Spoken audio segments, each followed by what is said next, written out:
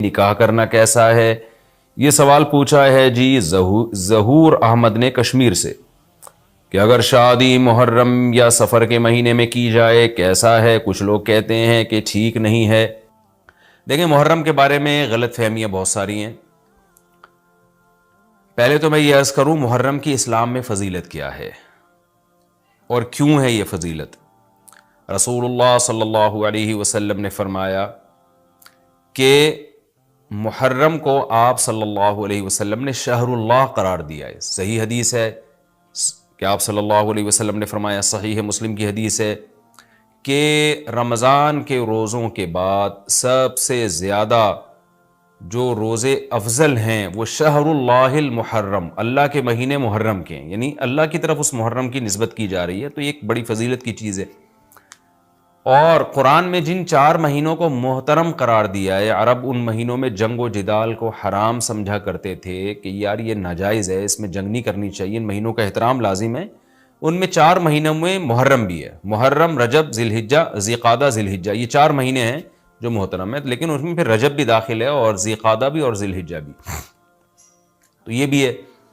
اور 10 محرم کے روزے کی بڑی فضیلت ہے۔ آپ صلی اللہ علیہ وسلم نے فرمایا 1 سال کے گناہوں کی معافی کا ذریعہ بنتا ہے، لیکن آپ نے فرمایا کہ یہودیوں کی مشابہت نہ کرو، کیونکہ یہودی 1 روزہ رکھتے ہیں تو ہم 9، 10 یا 10، 11 2 روزے ملائیں گے۔ تو یہ محرم کی فضیلت ہے، اور یہ کیوں ہے اس کی ہمیں وجہ معلوم نہیں ہے۔ جیسے کسی نے ابھی بھائی نے سوال پوچھا نا کہ اس میں کوئی واقعات ہوئے تھے، تو پہلے میں بتا دوں 10 محرم میں جب نبی صلی اللہ علیہ وسلم نے محرم کے مہینے کی یہ فضیلت بیان کی تو اس کو کسی واقعے کی بیس پہ بیان نہیں کی ہے۔ اس بارے میں جتنے واقعات ہمارے پاس منقول ہیں کہ آدم علیہ السلام جنت سے زمین پہ آئے تھے، یا قیامت آئے گی اس دن، یا یہ کہ اور پتہ نہیں کیا کیا، ابراہیم علیہ السلام کو آگ میں ڈالا گیا، یہ سب من گھڑت ہیں، اس کی کوئی حقیقت نہیں ہے، موضوع روایتیں ہیں۔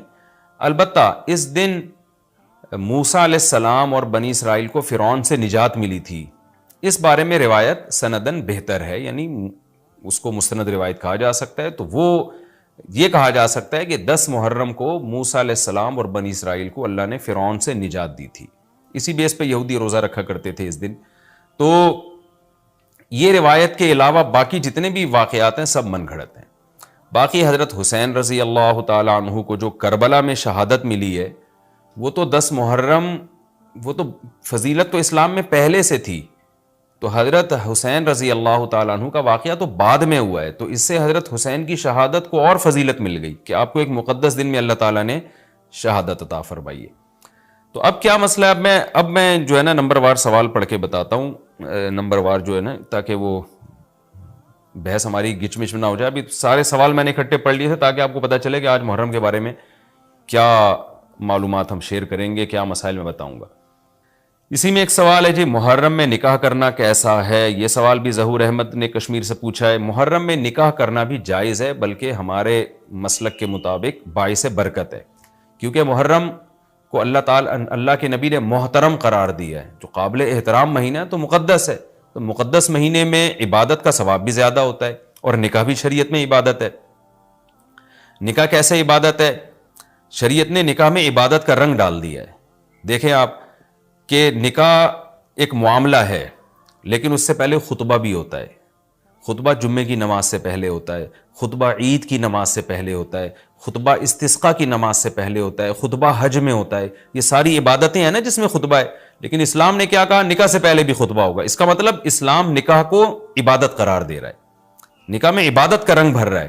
تو عبادتیں تو مقدس مہینے میں زیادہ ثواب ہوتا ہے ان میں۔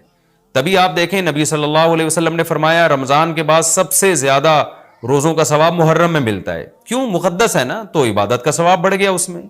تو اس حدیث سے صاف ہمیں پتہ چلتا ہے کہ اگر کوئی محرم میں اس نیت سے نکاح کرتا ہے کہ مقدس مہینہ ہے، تو اس میں عبادت کا ثواب بڑھ جائے گا، اور اس میں انشاءاللہ اللہ سے امید کی جا سکتی ہے کہ خیر و برکت زیادہ ہوگی۔ تو اس کو منحوس سمجھنا جائز نہیں ہے۔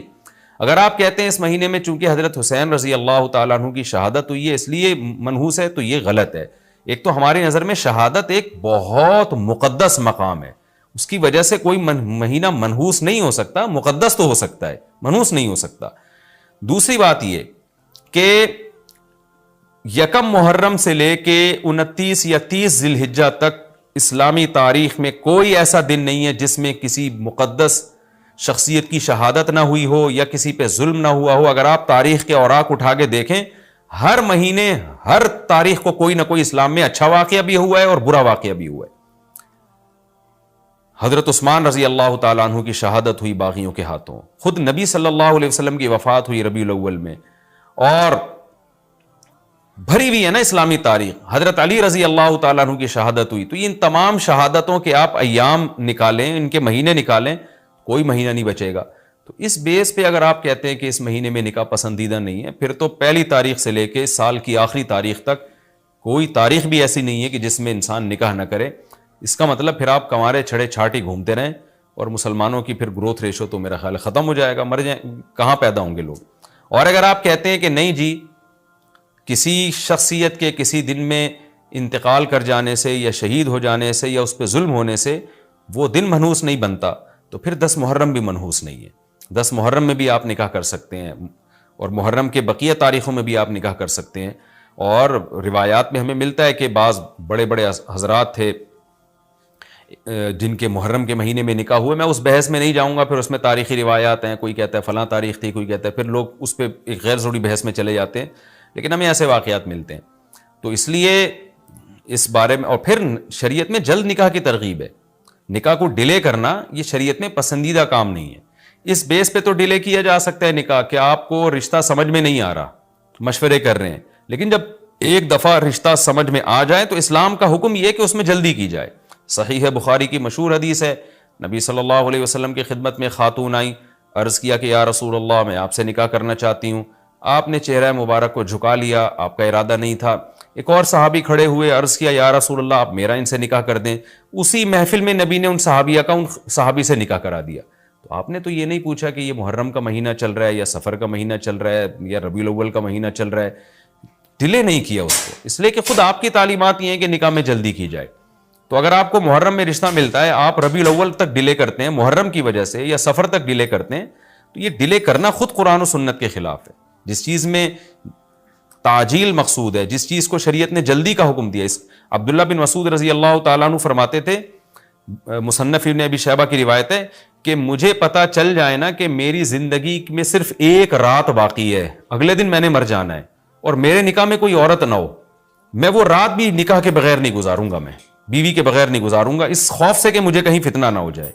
صحابہ کرام جو تقوی کے اعلیٰ معیار پر تھے اور جن سے گناہ کا اندیشہ بہت کم تھا اور کہیں معاشرے میں بے حیائی پھیلی ہوئی نہیں تھی, وہ تو ان کا تو یہ کانسیپٹ تھا کہ بھائی ہم بیوی کے بغیر ایک دن نہیں گزاریں گے, کہیں ایسا نہ ہو کہ برائی میں پڑ جائیں. اور آج چاروں طرف بےہودگی پھیل رہی ہے, چاروں طرف بے شرمی, بے حیائی, انٹرنیٹ پر بےہودہ چیزیں, آپ یوٹیوب میں ویڈیو میں جائیں فوش چیزیں آ رہی ہیں, ہر چیز آپ کی شہوت کو برانگیختہ کرنے والی ہے. اور اس میں آپ یہ کہیں کہ ایک رشتہ طے بھی ہو چکا ہے, آپ صرف اس بیس پر آپ اس کو ڈیلے کر رہے ہیں, ایک مہینہ 2 مہینہ, لوگ سفر میں بھی نہیں کر رہے ہوتے, اور اس بیس پہ آپ ڈیلے کر رہے ہیں. اس میں خطرہ ہوتا ہے کہ مرد کسی گناہ میں نہ پڑ جائے, عورت کسی گناہ میں نہ پڑ جائے, تو شریعت اس کی آپ کو اجازت نہیں دیتی ہے. اور پھر اس میں یہ بھی ہوتا ہے کہ اگر آپ ڈیلے کرتے ہیں تو منگنیاں توڑنے کا شیطان کو موقع بہت ملتا ہے. میرے سامنے ایسے درجنوں واقعات ہیں, رشتہ طے ہوا لیکن جی چونکہ محرم ہے یا سفر آ رہا ہے تو ہم ربیع الاول میں کریں گے, یا منگنی کو کسی بھی وجہ سے ڈیلے کر دیا. تو جب منگنی ڈیلے ہوتی ہے, یعنی نکاح ڈیلے ہوتا ہے, منگنی ہو گئی, نکاح کو ڈیلے کر رہے ہیں آپ, اس میں شیطان پھر دونوں کو لڑواتا ہے. منگنیاں ٹوٹتی ہیں, اکثر نفرتیں پھیلتی ہیں, غلط فہمیاں, بدگمانیاں شیطان کو پھیلانے کا موقع ملتا ہے. اس لیے شریعت میں تو منگنی کا لفظ ہی نہیں ہے, شریعت میں ہے خطبہ. خطبہ کا مطلب نکاح کا پیغام بھیجا, ان کو جب سمجھ میں آ گیا تو فوراً نکاح کر دیا, بیچ کا کوئی راستہ نہیں اللہ نے رکھا. تو چاہے وہ محرم ہو, چاہے وہ سفر ہو, چاہے وہ ربیع الاول ہو, چاہے وہ ربیع الثانی ہو. ہاں کوئی اس وجہ سے ڈیلے کر رہا ہے نکاح, کوئی واقعی شرعی عذر ہے اس کو, وہ بہت سارے مسائل ہیں, لیکن محرم کا ہونا بہرحال کوئی شرعی عذر نہیں ہے. تو اس لیے ہم اس میں نکاح کو جائز سمجھتے ہیں, باعث برکت سمجھتے ہیں. پھر میں بار بار بتا رہا ہوں کہ جو وہ شیعہ حضرات جو کر رہے ہیں ان کو کرنے دیں, میں آپ کو آپ کے مسلک کی بات بتا رہا ہوں. ہم جو قرآن و سنت کو اور اصحاب رسول کو فالو کرتے ہیں اور اہل بیت کو بھی مانتے ہیں, ہم ان کی بات کر رہے ہیں. وہ بھی دعویٰ کرتے ہیں کہ ہم مانتے ہیں, تو ان کو ان کے دعوے پہ رہنے دیں. ہم تو وہی بات کریں گے جو ہمیں صحیح لگے گی. اچھا بھائی, یہ بھی ایک سوال پوچھا ہے جی, 10 محرم کو کون کون سے نبی کو نجات ملی؟ یہ بھی سوال میں نے دہرایا تھا، ام محمد نے پوچھا ہے۔ تو دیکھیں اس بارے میں صرف ایک واقعہ مستند ہے، حضرت موسیٰ علیہ السلام کو فرعون سے نجات ملی۔ اس کے علاوہ 10 محرم کی طرف جتنے قصے منقول ہیں، ابراہیم علیہ السلام کو آگ میں ڈالا گیا، پھر آدم علیہ السلام دنیا میں آئے، یا اس دن قیامت آئے گی، یہ سب من گھڑت ہیں، ان کی کوئی حیثیت نہیں ہے، ان کو نہیں بیان کرنا چاہیے۔ یہ بھی سوال ہو گیا قیامت کیا محرم میں آئے گی؟ ایسا نہیں ہے، ہمیں نہیں پتہ محرم میں آئے گی یا سفر میں آئے گی۔ سورہ طٰہٰ میں اللہ نے صاف طور پہ بتا دیا کہ اکاد اخفیہا لتجزا کل نفس بما تسعی، میں قیامت کے دن کو چھپا دوں گا۔ اللہ نے کسی کو نہیں بتایا کس دن آئے گی، آئے گی تو اچانک آئے گی۔ اچانک وہی چیز ہوتی ہے جس کی ڈیٹ کا ہمیں علم نہیں ہوتا۔ لا تأتیکم الا بغتہ، قرآن کہتے ہیں اچانک آئے گی، تو اچانک کا مطلب اس کی ڈیٹ اللہ نے، اس کا سال، اس کا مہینہ اللہ نے ہمیں نہیں بتایا، تبھی تو اچانک آئے گی وہ۔ 5 درہم بیلنس پر 1 درہم بونس ملنے کا حکم۔ یو اے ای میں میرے پاس ایک سم ہے، اگر میں اس میں 5 درہم کا بیلنس ڈالتا ہوں تو 5 درہم کا بیلنس اور 1 درہم کا بونس ملتا ہے، اور 10 درہم کے بیلنس کی صورت میں 2 درہم کا بونس ملتا ہے۔ کیا یہ بونس میرے لیے حلال ہے؟ مصدق شاہ ابو زیبی سے۔ دیکھیں یہ جو ایڈوانس میں آپ پیسے ڈال دیتے ہیں اور 5 درہم ڈالے تو 6 درہم آ گئے، یہ سود نہیں ہے، اس لیے کہ ایسا نہیں ہوتا کہ 5 درہم آپ نے دیے تو آپ کو کمپنی نے 6 درہم دے دیے۔ درہم تھوڑی دے رہی ہوتی ہے، کمپنی 6 درہم کا بیلنس دے رہی ہوتی ہے، اس کو وہ تعبیر یہ کرتی ہے کہ 5 درہم پہ آپ کو 6 درہم ملیں گے، وہ درہم نہیں ملتے، آپ کو بونس زیادہ مل جاتا ہے۔ یعنی ایسے ہے، یعنی آپ کو وہ جو یونٹ ہے نا کال کرنے کے، وہ زیادہ مل جاتے ہیں۔ تو اگر کوئی ایڈوانس پیسے دے رہا ہے اور اس کے بدلے میں کمپنی خوش ہو کے اس کو منٹ زیادہ دے رہی ہے تو بہت اچھی بات ہے۔ اس منٹ کو وہ تعبیر یہ کرتے ہیں کہ 5 درہم پہ ہم نے 6 دے دیے، 10 درہم پہ ہم نے 12 دے دیے، تو 12 نہیں مل رہے ہوتے، 5 درہم پہ آپ کو یونٹ مل رہے ہوتے ہیں، اتنے جتنے عام نارملی 6 درہم پہ ملتے ہیں، تو اس کو وہ تعبیر کر رہے ہوتے ہیں۔ تو یہ بالکل سود نہیں ہے، بالکل جائز ہے، اس کا کوئی گناہ نہیں ہے۔